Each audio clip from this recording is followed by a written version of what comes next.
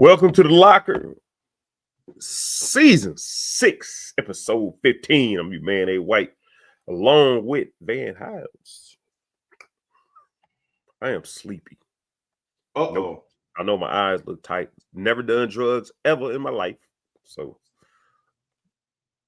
we are here to talk about some people who probably have been doing drugs, our fan base. Yeah. I'm going to say this, man. I'm going to get on their ass for a minute. Our fan base, I ain't gonna say they delusional, because I don't expect us to win a whole lot of games. But if we ain't winning a whole lot of games, you happy jumping on their heads. When you do win a whole lot of games, that ain't enough. Facts. When we turn over the roster because we didn't win a whole lot of games, now you worried. But I will say one thing. When you got a top 10 toughest schedule in the conference, when 12 or 13 of the people you fight jockeying for position with are in the top 25. Do you find that accurate? I had a friend of mine break it down to me, and I'm not sure if he knows what he's talking about, but he's one of these smart guys. So I'm going to give him the benefit of the doubt.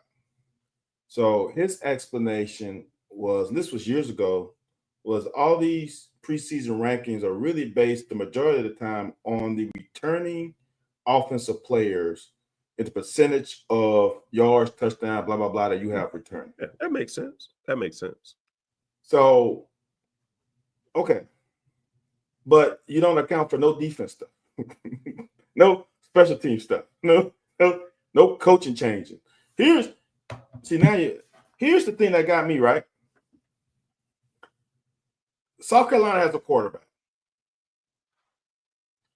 And this is crazy part for me, right? South Carolina has a quarterback, Lenoris Sellers, right?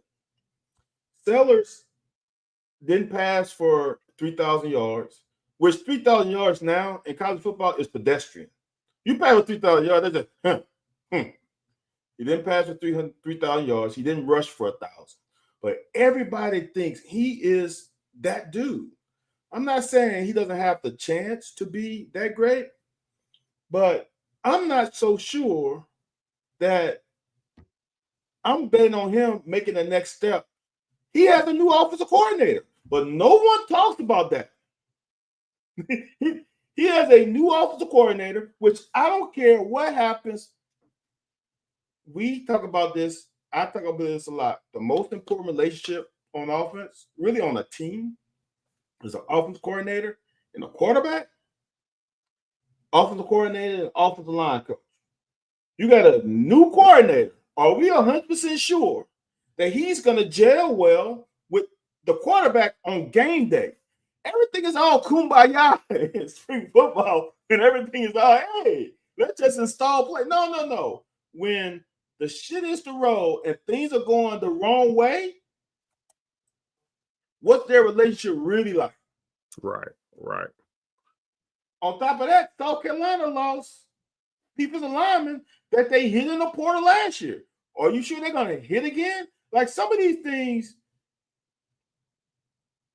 we are not a 10-win team for sure. So I'm not going to say this team is going to shock the world. No, but you also got to look at some of these teams that some of these people on paper are projecting to be this, and I'm not sure some of these teams are going to be that. It happens. You have a top 10 team that don't even finish in the top 25. So it's hard, man. I don't know, Anthony. I want answers. We want answers. We don't want to hear all this I don't know shit. We want answers. And how I share some? How you know how to share better than me? And I know. Oh, there we go. Hold on. There we go. So people need to understand. Look, that same thing with, as I talk at you, it's the same thing with my high school team that I'm an alum with. We had a We had 19 seniors on the team last year. We had about 50-some players. So you're talking about almost over a third of the players are gone, right? But you also got to take into account what the other teams are doing. What did they lose? What the continuity was? It's not just always, it's a lot of things that play in the fact. All right, you got your thing up. Yeah, look, here's the other thing I want to say, y'all. And I know people gonna say, well, this program was down. Yeah, we have the same damn SEC schedule like we always do. Like, I would agree with y'all if y'all would say that we had an ACC schedule one year, and then all of a sudden we get an SEC schedule. Then I'd be like, all right, I get what you're saying. Right. But we have an SEC schedule every year. Is it tough? Yes, it's tough every year. Like, here's the thing. Like, people saying, well, who are the teams? The Vandy, the Missouris, the South Carolinas are teams that we feasted on in this era of suits when we was winning games, right? They threw Florida in there too. Don't forget Florida. That's true too. So now Florida. Now what the hell do you think their fans were saying when lonely ass fucking Kentucky was whipping it? It's the same, y'all. Everything. I understand the angst. I understand the frustration, but this happens to everyone that's not Georgia, Alabama, the top echelon teams. If you go to the Big Ten and you look at Northwestern and Iowa and Wisconsin, they all have these times.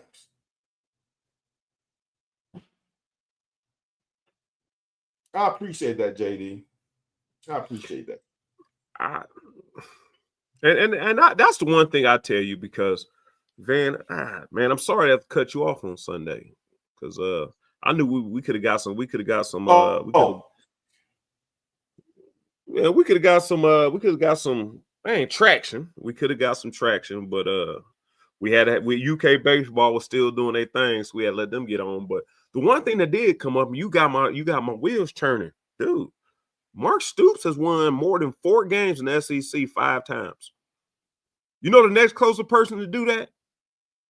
Barry Bryant. 3 times. Yeah. And after that, it goes down to people doing it 2 times in their tenure. 1 time. You know how many times did Rich Brooks do it? The great Rich Brooks. And I love Rich Brooks. Once, right? Yeah, 1 time. 1 time. So, and this is the one thing we didn't talk about on a couple shows before.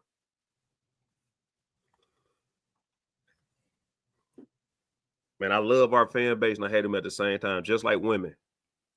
Man, I love dating a woman, but when she pisses me off, man, I don't want to do nothing but not see her until she starts crying or, oh, I miss you. Then all of a sudden, I start to feel like, you know what? You've said this a lot of times. If we lose a game, and you just brought it up, when we was beating Florida, when we was owning Florida, South Carolina, Missouri, like I said, Vandy is somebody that's never going to be the same conversation we have about beating Vandy all them times. Vandy is probably with that same conversation with their people. Like, man, we fucking lost to Kentucky. Again. So I understand what you're saying, but I just kind of feel like, and I do understand why, like JD Hall, Jay Hayes, no, what everybody's saying, I don't expect us to win 5 games. But I talked to some of the coaches. Some of the coaches are giddy. Like they got guys that's listening. They got guys that's pushing. They got guys that's straining. And that's what they want. I just want to see the fruits of my labor show up on Saturday. We don't want guys missing Monday through Thursday. Friday is a travel day. If you can't do a walkthrough, I don't know what's up with you. But it was a lot of money being given to guys. There's a lot of guys right now that don't make money who want to make money. Right. And I got enough faith in our guys that we probably gonna do what we need to do. And I think we're gonna surprise some people. And I like to be on the bottom side of it. But like I said, it is tough. Like for recruiting, it's tough for a lot of things. And this is, and we talk about this all the time on here. I'm not certain if you are a fan, or I've been a fan for 50 years. I was at Stonefield. I don't give a damn about none of that because I've only been a fan since 95. 4? Oh yeah, you're right. You're right. You're right. Yeah, you're right. You're right. You're right. You're right. You're right. You're right. So, well, the reason I came was because 94, but I was a fan since 94. I got you. That makes sense. No, but it gets down to if you're a fan, like whether Mark Stoops, and you brought it up on Sunday, whether Mark Stoops make $9 million or $5 million, his body of work is his body of work. Now, do we? I don't expect him to win 5 games this year. I wouldn't be surprised if he did. I would be surprised if he won 6. But I'm a fan at this point. You guys are fans, and everybody's saying, well, so because he makes $9 million. How many? Now, Van Hiles, this is what we need to start doing. Whoever ponied up for this, then y'all got a right to say whatever the hell y'all want to say. And I didn't like the pony up comment at that point, but now I kind of feel what he's saying. But you are making $9 million, so if they coming at your head, you on your own. I can't save your $9 million head, dude. I'm just it. I understand, Anthony. I really do, but this is where the rubber meets the road. I know I've said this again, but learning radio and learning podcast and all that stuff, you can say the same thing over and over again because there's new listeners and watchers, right? I'm looking at the coach's salary list. Mark Stoops took over a program that won 2 games. Right. And I'm sure he started opening salary. It's got to be $3 million, $4 million, somewhere around 3, 4, somewhere around there, right? I'm guessing. It was 3-ish. I think it was either upper 2 or 3. It was 3-ish. It wasn't 4. Right. It was 3. Let's say 3, right? So again, I want fans to understand. He's been here, what, 12 years? 12. All right.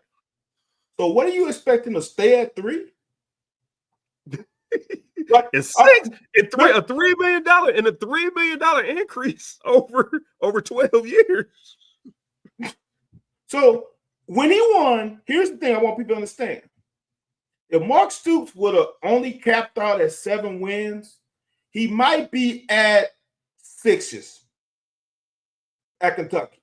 If his best season was 7-6, or 7 whatever, 7, you gotta go to the bowl game. You go 7-6, he caps out at 6-7. 6-7 puts you at number 14th in the conference in salary. I don't think people understand how much these coaches are making. All right.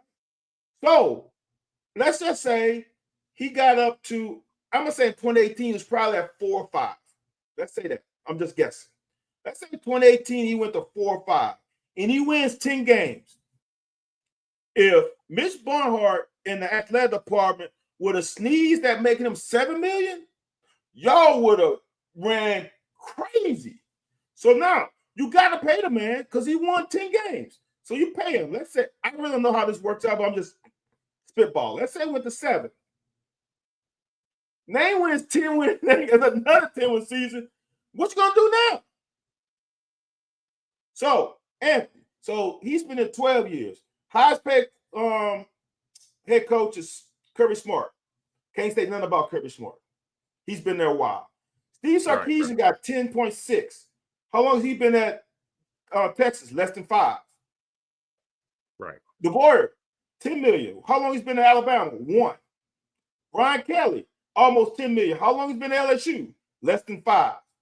Then it's Mark Stoops, who makes $13,000 more than Lane Kiffin. How long has Lane been there? How long has Drink been in Missouri? Josh Heupel, how long has Josh Heupel been at Tennessee?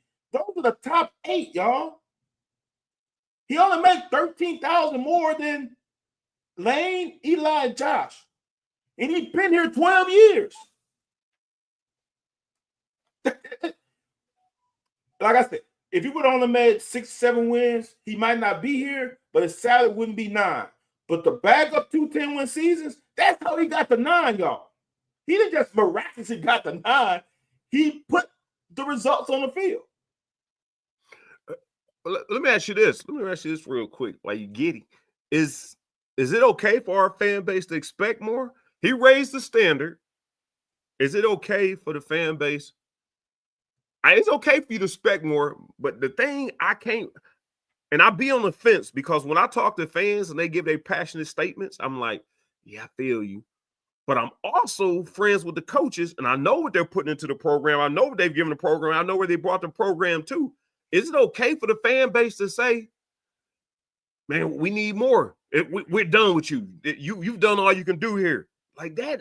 That's why we bring up dating scenarios. Like, so you're going to tell your wife, if your wife gets sick or, man, I just can't get behind the fan base saying, now he should step down when it's time, just like old head ball coach said, look, hey, you ain't gonna never have to fire me. When I can't motivate these kids and win games with them anymore, I'm just gonna step down.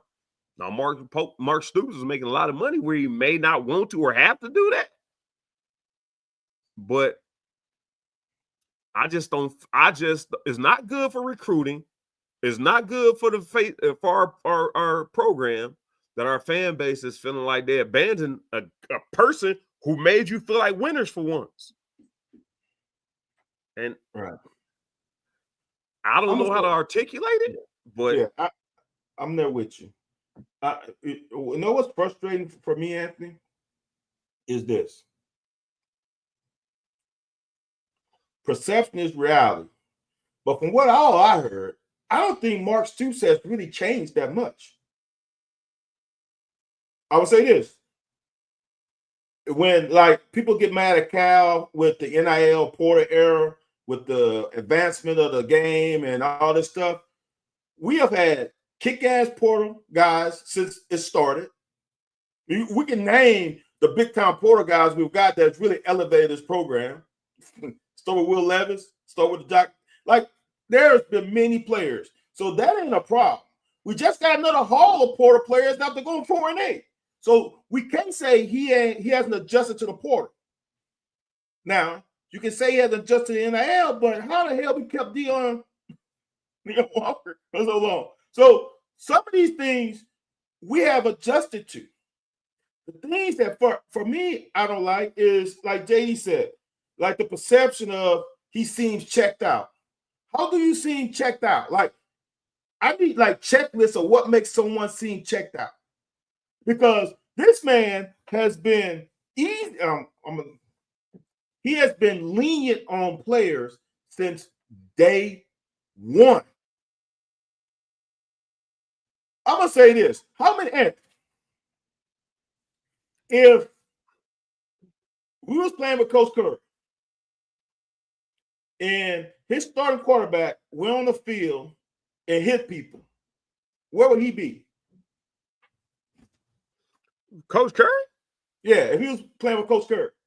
You said the starting quarterback? Quarterback went on the field in a bowl game and got an altercation. I thought you was talking about hitting dirt in between the lines. Oh, no. It's over. It's over. Yeah. How about some of the stuff that, well, let's say Mo Williams gets into some off the field issues before the season, like our starting running back did. Back in the 90s, he probably not on the team anymore. Mm-hmm. Dude, I'm gonna tell y'all here. I didn't start a lot of games because I didn't practice on Wednesday in full pass, full go. Wasn't I didn't practice? I was on, but I wasn't full go. I didn't start. We have players that don't even practice in the week. Start. This guy was I heard of him being at Jeff Ruby's years ago. Now it's a slander on his name. Oh, all he's doing is that Jeff Ruby's. He can't eat. Right? I thought that was the endearing quality of him. All with the people, him and Vince, all with the people. Right?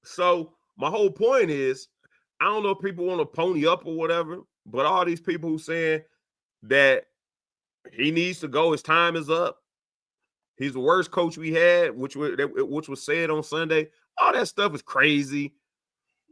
I'm not saying you shouldn't be upset. If he does it again this year, which I'm expecting him only to win 4 or 5 games, if he does it again this year, I still don't think you can erase the 12 years he gave us. So when y'all saying we need to move on from him, we need to move on from him because we're not having the resources. What coach is going to come in? Or so we get a new coach come in, y'all can give him the resources that he told you he needed? And this ain't basketball either. I don't want people, oh, no, this ain't basketball, y'all. Football's a totally different animal. Like it just, at this institution, with our history, it is extremely hard to just change coaching and go to 10 wins in this conference. If you change conferences now, see, I don't think, and here's the thing, Anthony, now with me saying this, here's the thing. People say you play in the best conference.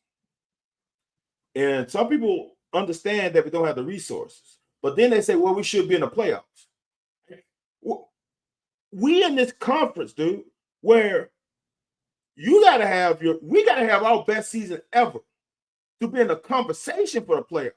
Not it automatically makes you in the playoffs. It is in conversation for the playoffs. We have to have a best season ever. Like, you got to understand that it's the conference in us.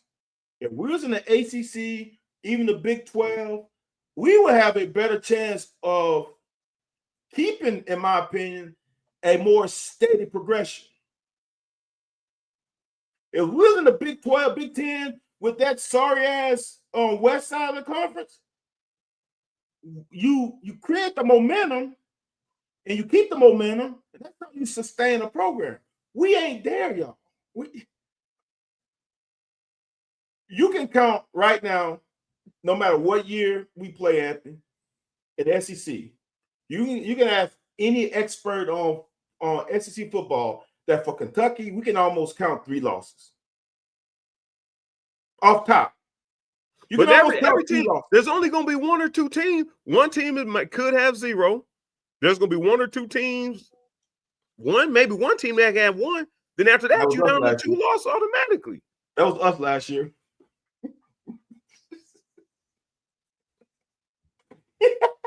We was having a good show. I'm sorry.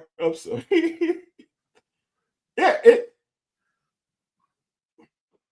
look, for us this year, we playing Georgia. Who we play? Georgia, Tennessee, Texas. Any rational fan, not saying that we can't shock someone, any rational fan would say Georgia, Texas, Tennessee, the males. So you're starting off the season with 3 losses. It's being rational, and I'm gonna always I'm gonna go the other route on win totals, but I'm looking at 3 losses off jump. So now we got to somehow. So now you're expecting us to win 9 out of 9. You know? Then I hear people say, well, we always lose a game we should win. You know why? Look at the game we played before that. Look at the roster. Did we lose a star player? Was a star player banged up? Like, it's easy to look at papers and say, well, we should have beat this person because look at who they played before us and look who we played before them. Like, playing in this conference, y'all, I know people say, oh, as players, Anthony, we both know. When you get into about week 6, it takes your body 2 to 3 days to recuperate. Right now, I think it's like week 3. In the conference, out of conference gonna get you some nicks and bruises. Right. Once you get in conference, there's only gonna be 1 or 2 games before you fighting through something every week. Every week. And that's what makes this conference tough, is that you get beat up so much, and there's no team. Like you go to some of these other conferences, oh, that's a team where we can rest our starter. This is a team where we give somebody some reps. We don't have that in this conference. Sometimes I know schools who will go, we'll rest them the week before the bye week. So then you got a bye week, and don't let the team after bye week be easy. Now you got 3 weeks to rest your body. That's not in this conference. Because I don't think they understand, Van. I really don't even think they understand. And I know it was the same when you were there. It may not be so much the same now. Even when you play Vandy or Mississippi State. Oh, Mississippi State. It's probably going to be a guaranteed win. But you Vandy, dude, what was his name? Jamie Duncan and them at Vandy. He was there your senior year because he was there my junior year. Yeah. Him, all three of them linebackers got drafted. Well, I know Jamie got drafted high, when the other two got drafted or played in the NFL. Vandy had a damn good defense when I was at Kentucky. Yeah, when we was in school, yeah. If you beat Vandy 6-0, shit, take it. Take it all day.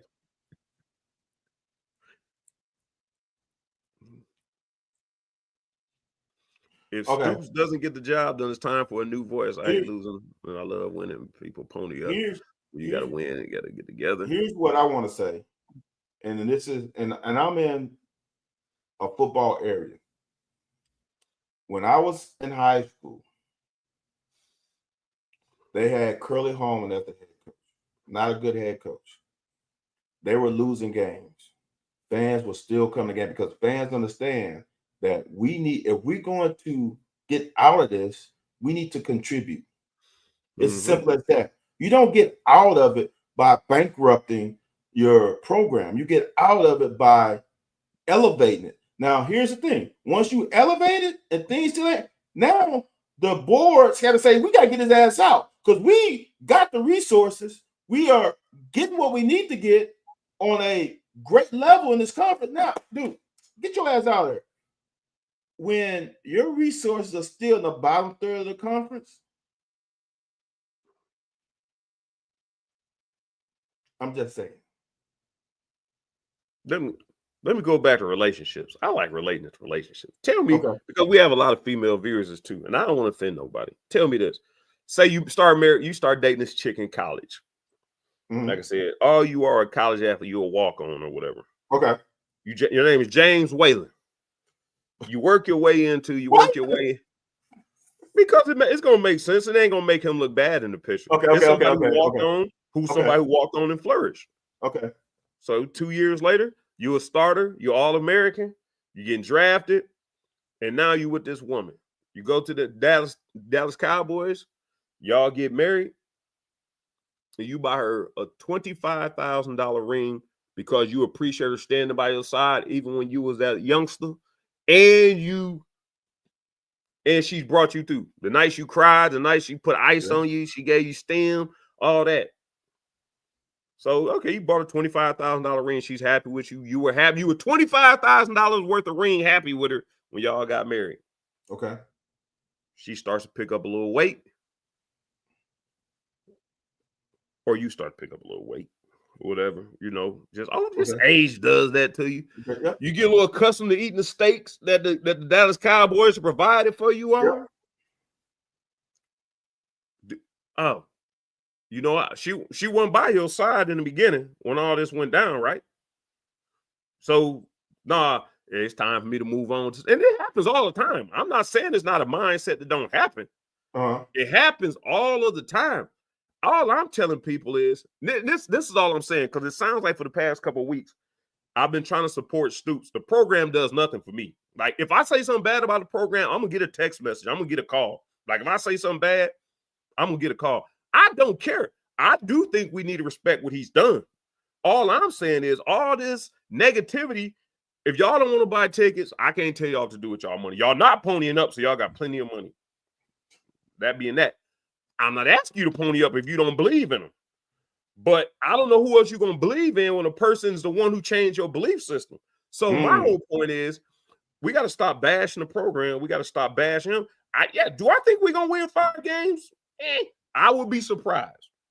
But I do know he's a hell of a coach, and I knew though he's gonna do what he's gonna do his best. Has he been doing his best? No. I'm gonna give him a chance to do his best. I'm not gonna jump ship saying, "Oh no, this average of 7, 8 wins, this shit ain't good enough for me." Let's go back to 4 and 3 wins. So I'm just saying it's not looking good for our fan base. And there's a small amount of them, but he has enough pressure on his head as it is. Now, the only thing, and this is the thing that pisses me off, and that's why I bought a $25,000 ring. Only thing I think it is with our fan base is the money. But if he was only making 6.9 or 7 million, y'all will find the same reason. Yeah. It'd be the same even though he's done the same thing. So just support him. And if he does wrong, when the time comes, then jump on the bandwagon, like, yeah, get rid of his ass. But he had one bad season. He's had since we give everybody 4 years. He went 2-10, 5-7, 5-7, and then 7. Just started winning. We had the COVID year, and this year is the only year he was under 500. Correct. At this institution, in this program. I don't think everybody said, well, look at the schedule. Anthony, he's won over 500. He's been 500 or better in the SEC 5 times. No other coach has done that. Only other coaches even close is Bear Bryant. Yeah, I don't know. So all I'm saying is, I don't know. I'm friends with the coaches. I'm a fan of the program. It's not a good look for us to bash the program. If you don't want to spend no money, you don't have to spend no money. If I go into a store and I get bad service or they don't have something I want, I walk right out of it. If it's terrible service, I'm calling corporate. I'm not going to even say nothing to them. I'm going to get in the car. Boop, boop, boop, boop. I'm calling corporate. I'm going to look at their name badge. I'm not asking their name. I'm not holding up that angry black man syndrome where I ask them questions. I want you out of here. I ain't going to say nothing. I'm just going to look at their name badge. I'm going right to the car. Anybody tell you that? That's why I don't mess with cocktails in Lexington. Racist. But my point is, we got to do better about our programs. If we want our programs to be better. People was on Kenny Brooks' head couple months, about a month or so back. Yeah. We talked about it on here. I talked to the former female athletes. They kind of changed my mind about Kenny Brooks. Like, I don't know, but there's people on social media with burner accounts and I guess Virginia Tech people chiming in how bad of a coach he was. Could or could not be true. But when our fan base jump in on our own people, it don't do nothing for our program. Then I question whether you're a fan or not. Right. I know Jay Hayes ain't talking about sending no. And this is the same thing, Jay Hayes and JD and any fan. I'm gonna keep receipts. Now I don't expect them to win 5, and I've said this many a time. If he wins 6 or 7 games, y'all owe that man an apology.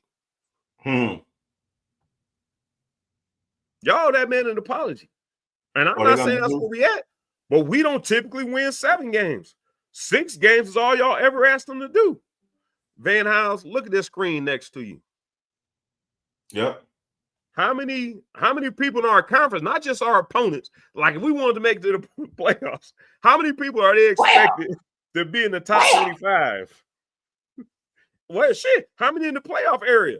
1, 2, 3, 4, 5, 6, 7. 7 out of the top 13. Oh, well, we moved down to 14, and it's 8 out of. We moved down to 15, it's 9 out of the top 15. Wait a minute, we moved to 16, it's 10 out of the top 16. And how many? And there's only 16 teams in the conference. Yep. That's. Oh, and I got something. If you want to show it, I got something. Keep that up. I don't know if you can put them both. You ain't gonna be able to put them both. You got to pull that down if you want to share something. All right. No, I did this for a group chat, and I want to show this. Yeah, This is the history of Kentucky football. All right. I'm going to scroll slowly. I want y'all to look at some of these numbers that y'all are so arguing about.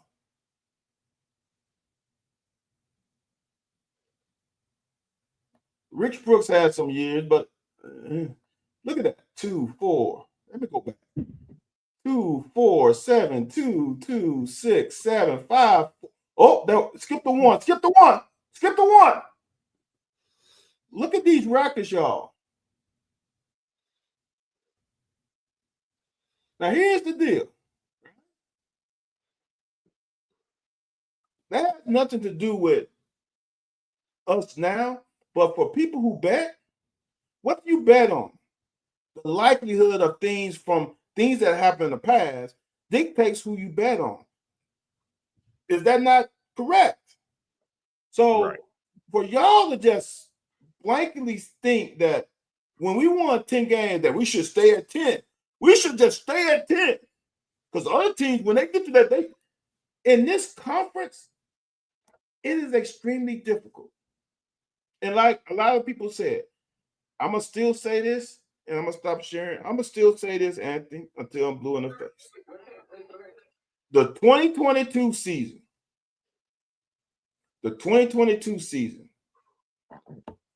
if Will Levis lets Barry Brown get set and we win that game, that season is completely different.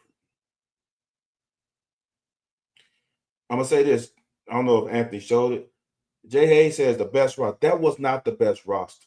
That was not the best. And that's the thing that happens. People say Justin Rowland won. I can't remember when he said it, said that if you look at that roster, that actually wasn't the best roster. I'm going to say this again. Anthony said on this show, and I think he said it on Sunday Morning Sports Talk, that O-line was an issue. So how is that the best team? There was concerns about the running back room. How is that the best team we've had? You had a quarterback that has never played true snaps as a number one quarterback. There was question marks throughout that offensive side, except for the wide receiver room. You mean not the one that led the country in drops? That's why these are there, right? What you banked on was sort of the defense. That's it. The defense had depth, but as the best team, that was not the most talented roster. And when Justin Rowland said it, I had to think about it. I'm like, let me think about this some more. Because it's right. You got too deep on defensive line. You got damn good linebackers. And then when you lose one, and that was the problem we talked about here, is the depth at the linebacker position. You lose your best linebacker, now we have troubles. Right. All right. So the perception was because of Deion Walker potentially being a top 10 pick, top 5 pick, and Max Harrison coming back, that defense was going to be solid. Well, and then when Max got hurt, Max only played, 4 games? Something like that, yeah. Huh? That's it. That was when you look at it, when you really take off of the perception, that team wasn't the best. I'm not saying that team wasn't a good team on paper. It wasn't the best team on paper. I will say this, and I'm staying by myself, because we started the season off right on what I told y'all. And I mean, maybe I was spoiled by watching y'all play in the 90s or whatever. You remember me saying that against that defense, no team would score 2 touchdowns. Yeah. Most they would get, I said I'm giving 12 points. Yeah. Most they would get was a touchdown and a field goal. They not scoring twice on this defense. And they started off, they even did that with Georgia. They did with Georgia. But the only problem was we I think the defense got tired, just like it happens sometimes. So that is right. And I'm saying that's what I said coming to the season. I said this is gonna be a good season because everybody gonna score on this defense. Right. I ain't played defense in game time situations, so I ain't really sure how many times you got to be on the field. Because the great Larry Vaught always told me that if the offense go 3 and out, why can't the defense go out there and go 3 and out? So why don't we just keep going 3 and out? That is so true. When you start off the game 3 and outs, what if you go 3 and out, and let's say you do something stupid, you get a penalty, and then they go 6 plays, and then you go back 3 and out. I don't think people understand how big those 3 plays help the defense. So now each defense is put under pressure. Now the 3 and out, let's just say this too. Our 3 and out can be tougher than their 3 and out because their offense can be a legitimate offense that put up 28 points a game. Our offense put up 12 points a game. Who's 3 and out is going to be a little more difficult.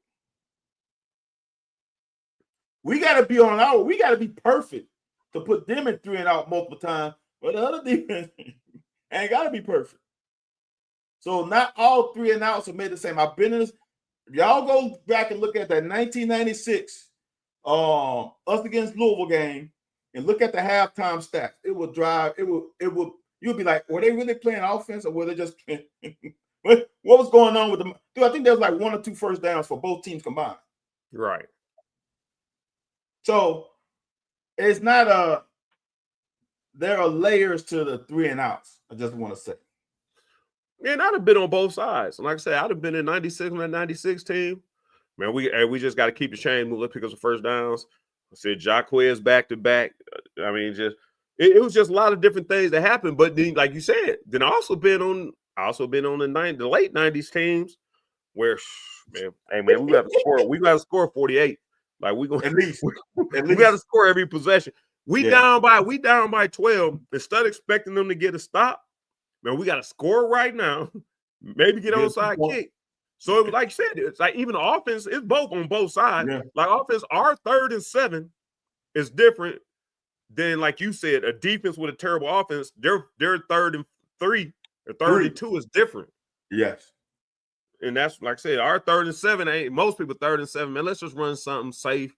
If we got to punt, we got to punt. No, our 3rd and 7 was we got to pick this up, man. Right. Exactly. Or your 3rd and 4 on a certain part of the field. Like if you're on the minus 30, you ain't gonna stress about the 3rd and 8. Let's just get some of that back so our punter can. But right. It was like, no, we need all them first downs because they're coming right back down our throat. Yeah. Pause. Yeah. Ah, man. Shoot. What was the other thing that came up? Something came up this week. I told them we was gonna talk about the quarterback. You had the quarterbacks early. We never talked about. Yeah. Well, we can. No. I was just wondering if that was it. No. I mean, is that a problem to you? Like, no. You think Zach gonna be all right? You think Zach better than who's the kid from North Carolina State? Leary? You think Zach's better than Leary? Better than Leary? I would say this. For us, I think Zach is better than Leary. For our system, for what we're doing, I think it's best because he can extend the play more than Devin could. So I'm gonna say for us, he will be better. Yes. But if you just put them side by side without knowing who offense they're gonna put in, I don't think he's better than him. So you ain't got no problem with everybody thinking that we don't have a top. Well, how many 16 teams in there? 16. Pavia, who you go? Pavia, Green. And why? Say this. Wait a minute. How many snaps has Arch Manning took, man? Come on, man. I don't give a damn. That's man, how many snaps this motherfucker took, man? I'm gonna say this, y'all. Lenore Sellers is not the third best quarterback in this league. Because what's the difference between Sellers and Joe Lewis's ass? He kicked Joe Lewis's ass. What's the difference between Sellers and Green at Arkansas? Now, here's the thing, Anthony, and it's also based on who you have as your head coach. I think Austin Simmons for Ole Miss is going to be a good quarterback. But now, he hasn't played meaningful snaps, a lot of meaningful snaps. So now he just automatically gets in the top 6? Shit's fictitious, man. But I'm going to say this. Lenore Sellers is not better than Garrett Nussmeier. And it's not even close. Lenore Sellers is not better than the Nuss Bus. Pause. He's not better. So now, here's the thing. Now, tell me this, Anthony. How many games did Vandy win last year? I think 7. 7 or 8. What was the reason why they won 7 or 8 games? Diego Papilla. Why the fuck is he at number 10? Yeah, that's true. With Vandy, he put up numbers week in and week out when he was healthy. So how is he number 10? Make that make sense. I think I think that joker make ratings. Don't he make ratings for clickbait? Because I don't even know who he is, but every time I see some outrageous stuff, I always look and I've seen that name. I don't even know who he is. I don't know what he does. I just Jay, that's fine. But number 2, Jay? Number 2. You're gonna put a guy who hasn't. I'm gonna say this: DJ Lagway should be number 1. I ain't got no problem with having DJ number 1. I really don't.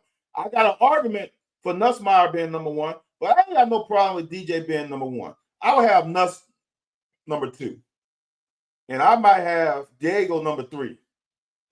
Wait, where you need Arch at? Arch cool at 2? You done seen anything out of Arch?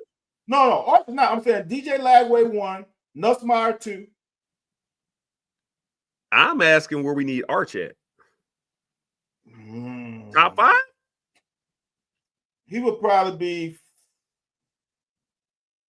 if I'm 5 or 6, because here's the thing. Here's the reason why I'm saying this. Because a lot of these guys, Anthony, haven't played. Austin Simmons hasn't played that much. I don't trust Jackson Arnold. I don't trust Marcel Reed. So he probably 5 or 6. Because like Jay Hayes said, he got some dogs around him. It makes it a little bit easier. So Arch Manning's like, if Arch's name was Arch Hiles, he'll be number in the top 10. No, yeah, he'll be 6 or 7. and it's not because it's just because I'm looking at all these other players. Like some of these players, hey, they ain't got nothing on their resume either. Wait a minute. Did how many of them players beat Alabama?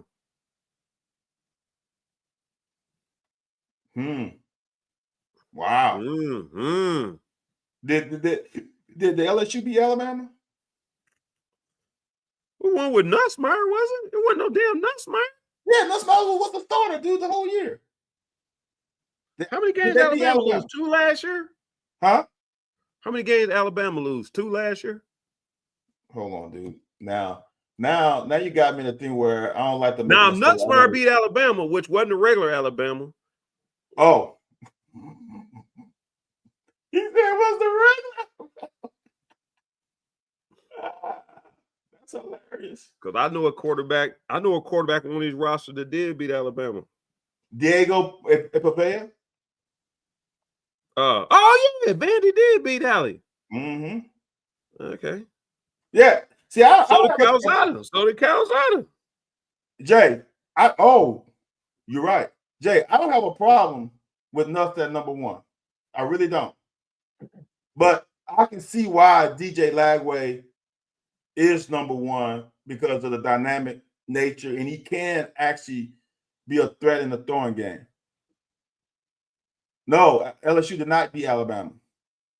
Okay, so Vandy and one other team. Hold on, They lost 2.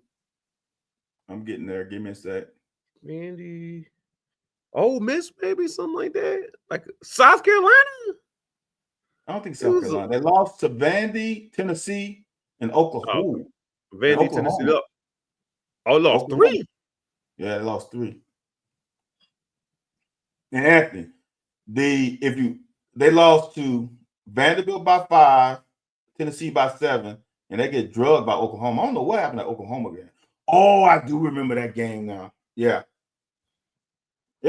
So basically,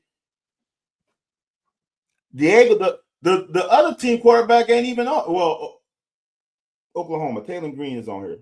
No, he's who was the Oklahoma quarterback in that game? I don't think it was Immaterial, was it? Because he transferred in, didn't he? Jackson Arnold was a quarterback. Jackson Arnold was Oklahoma's quarterback? Yep. Huh. 9 or 11 for 68. He was 9 for 11 for 68 yards in that game. He ain't the reason. That defense was getting after him, huh? That old Wolford offensive line. Old paper bag. So Jackson Arnold, Anthony, for his career, has less than 2,000 yards career passing yards. Wow. But he's number what? Number 7. So beating Alabama don't matter. You can't make that shit up. All right. So we ain't listening to Josh Pate. I don't even know who Josh Pate is, man. Who's Josh Pate, man? I have no idea. He worked for CBS Sports? Let's see. Josh Pate. Oh, I know who he. I've seen him before. Yes, he worked for CBS. I've seen his face before. Yeah. Huh. Okay. So for me, I'm just looking at this. If you're looking at this right, I think I'll keep Lagway 1, Nuss 2, Mateer 3, Diego 4, Arch 5, Sellers 6, Taylor Green 7. Then it doesn't matter the rest of them. That's how I would do it. Okay. I'm just trying to make sure. I'm trying to get our fan base. I'm trying to get our fan base riled up, man. JD, J Hayes, CJ, anybody listening? What is it going to take to get our fan base riled up about this season? Because one thing I will tell you, man, holla at your people, man. This is one thing I will tell you. And I know I'm a sore loser. I'm a bad guy in many ways when it just comes to just good etiquette.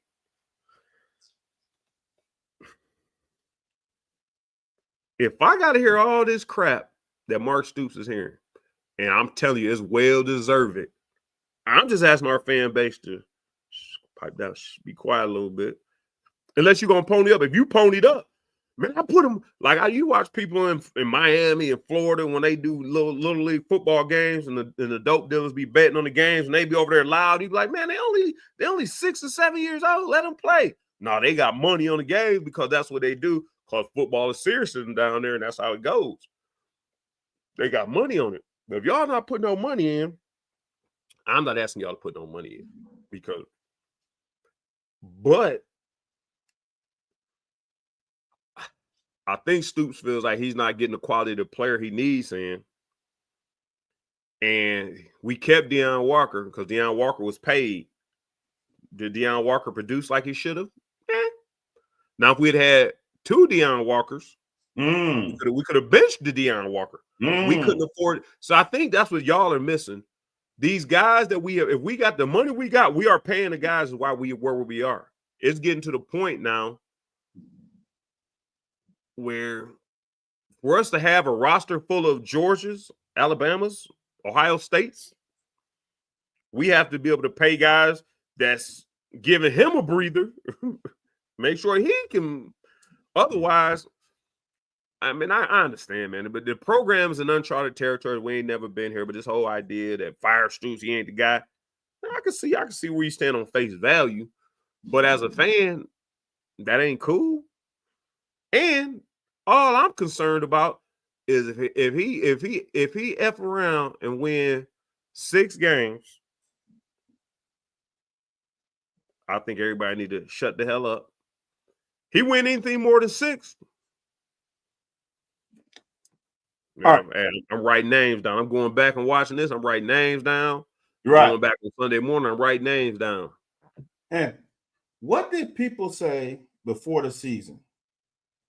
Oh, look at this schedule. It's a tough schedule. It is a bitch of a schedule. It is tough. What? How we gonna? And then you go 4-8, and then y'all, how do we not win 4-8 with the best roster? When a lot of people, not saying particular people, but some people saying, oh my God, this schedule is tough. We got to play Ole Miss at Ole Miss. We got to play this at here. Oh my God. How we gonna get through that season? You got a problem, Eric. That's what Larry Vaught and CJ just said it. What's that? And JD doubled down on it. That as quiet as the squad has been this year is concerning. Do you think it's concerning, or would you prefer bravado, false bravado? What do y'all want? We lost 4 games. What you want them to say? What? Y'all already pissed off that we won 4. So y'all already pissed off. He can't say shit. I read somewhere he can't do anything to get a certain segment of the fan base back. So what do you want him to say? What do you want him to say except that we're going to work, we're going to correct this thing? He said that. That's all you can say. If he comes up What with if you some say he bullshit, ain't going to Jeff Ruby's no more? What if you say he ain't going to Jeff Ruby's no more and he giving up alcohol? Those are only 2 things they ever say about him. What if you say those 2 things? He's dedicating the rest of his career to coaching. I guess. I don't know what, like some people say, with him stepping out basically a 1.5 foot out the door on the Texas A&M, there ain't nothing he can do to come back. I would like somebody to put checklists on what you want him to say that is quiet. What can he say? What's the problem? From your standpoint, what's the problem, man? If we have a coach that is that good, and I don't know last time we had a coach is that good, or somebody tried to poach, because they said that about Joker his first year when he finished off with 6-7 wins with what you call it, with Rich Brooks squad. He went to the bowl game. They were worried about him being poachers. So what? Like I said, what would be the problem? Like if we had a coach, if he won 10 wins, every coach that's ever left here on a good note, Guy Morris, we've been at their necks. Like my point, if he won 10 wins 3 years in a row, he probably wasn't going to stay here. No, for sure not. And I'm sure he want to leave after 21 season. But you do know the terms under the Texas A&M deal, though, right? Oh no! I'm just saying. You know he was going to take a pay cut, and his expectations were going to be much greater.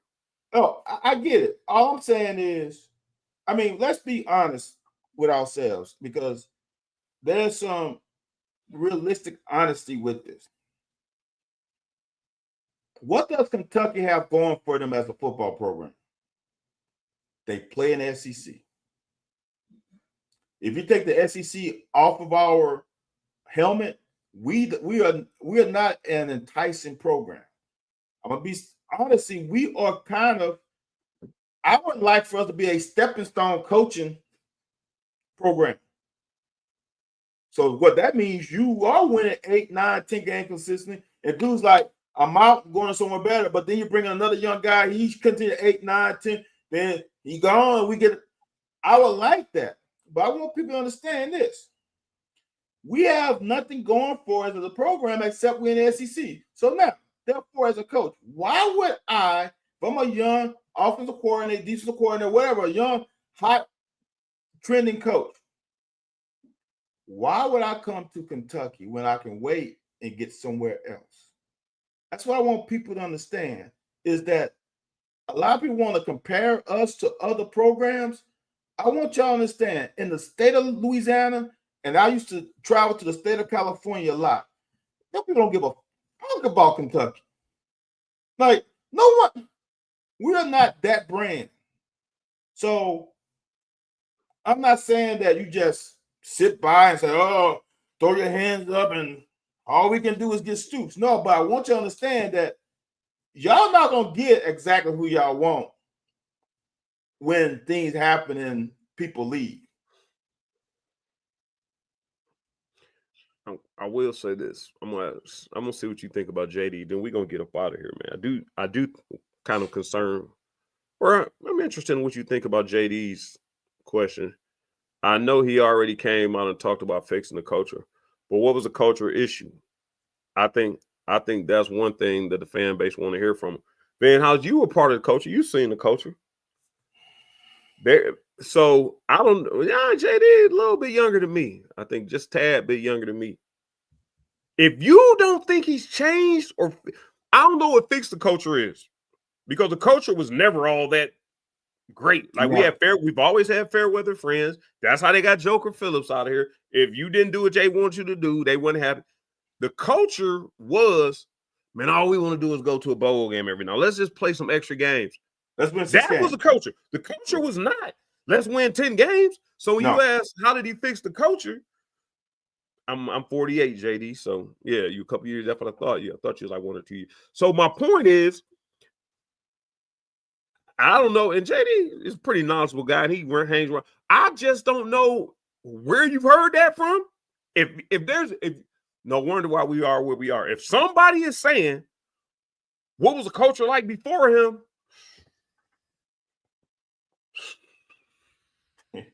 Try living in Florida, Tennessee. Oh man. No,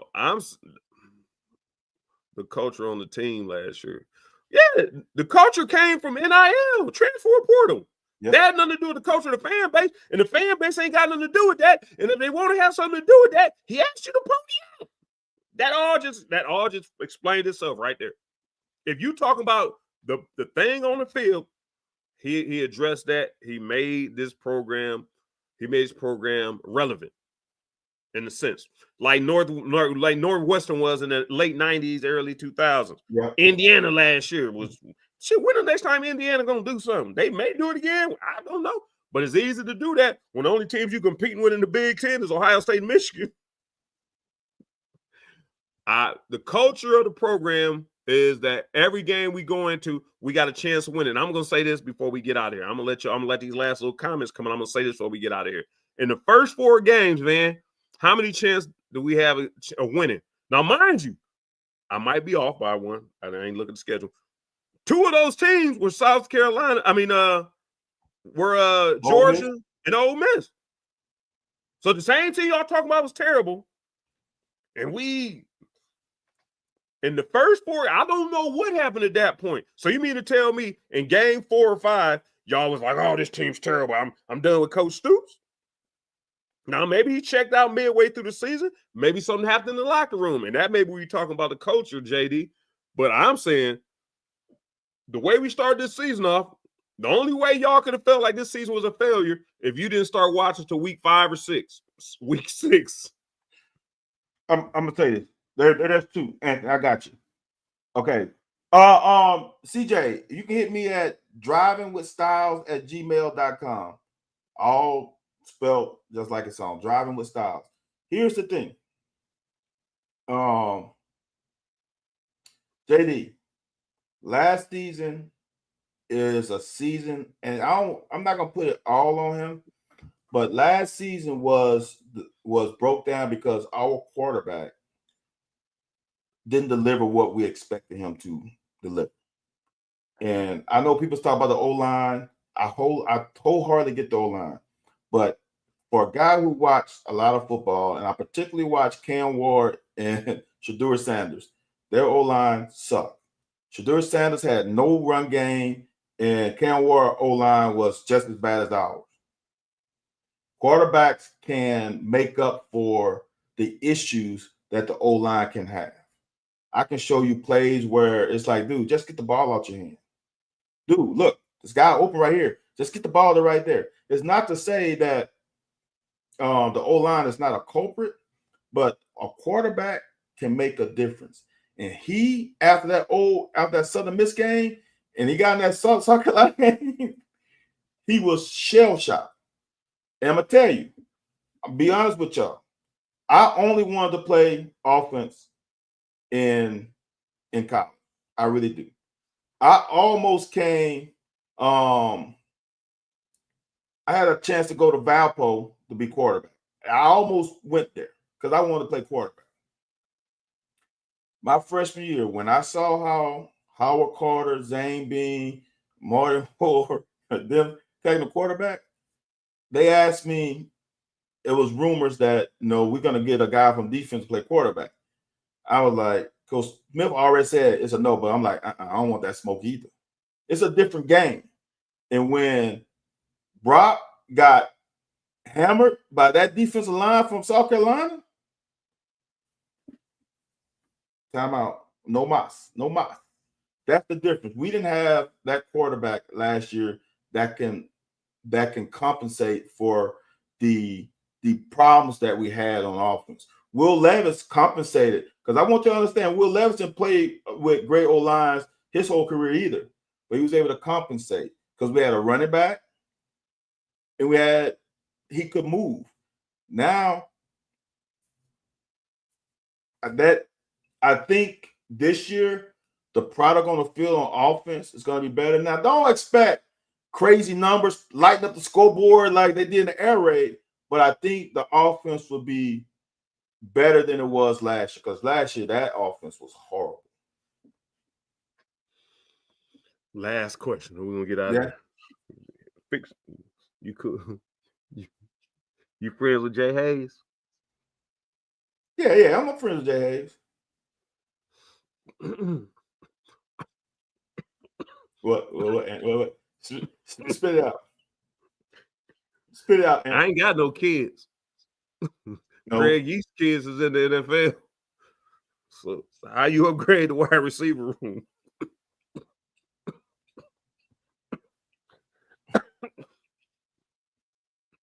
Is it up